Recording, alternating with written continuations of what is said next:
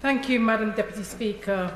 The Chancellor's autumn statement is yet another assault on the poor, long-term sick and disabled, one that is both deadly and economically illiterate. 13 years of Conservative policies have caused untold misery for the poor and especially for disabled people, and have been linked to hundreds of thousands of excess deaths. A University of Glasgow study found last year that over 330,000 excess deaths were the result of austerity, and that austerity had not just halted the decades-long increase in UK life expectancy, but had thrown it into complete reverse, especially among poorer people. Rather than respond to the appalling effects of these policies by changing course, the government is now intensifying its attack on the poor, the sick and disabled, scapegoating and demonising them for its failure to grow the economy. This country already has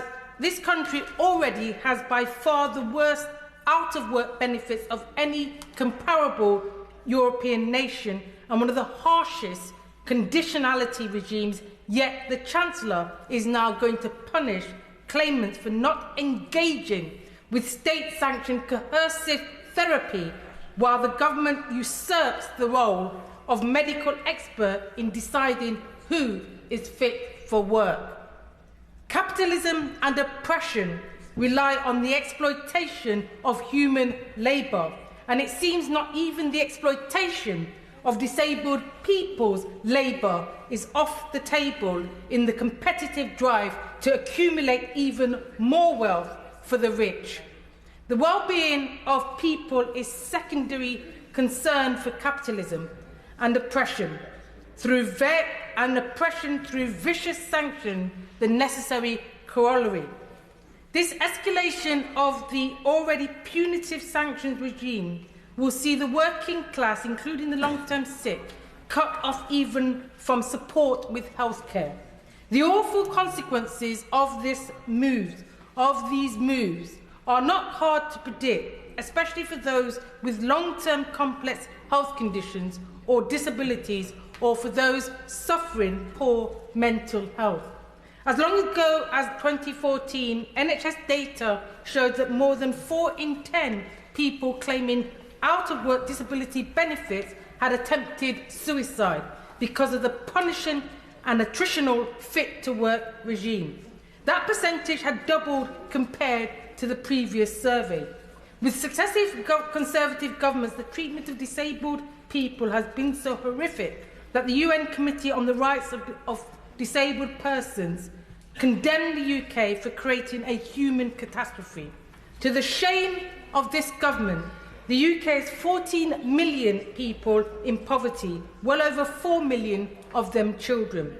Children from families with a disabled or long-term sick member are more than twice as likely to live in poverty, and that figure was measured before the impact of the pandemic and the cost of living crisis.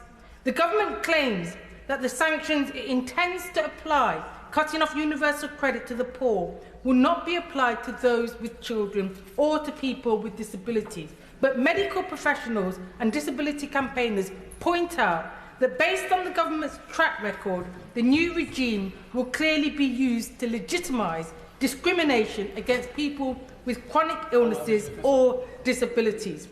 This is unequivocally against the European Convention on Human Rights, and it is also fundamentally counterproductive.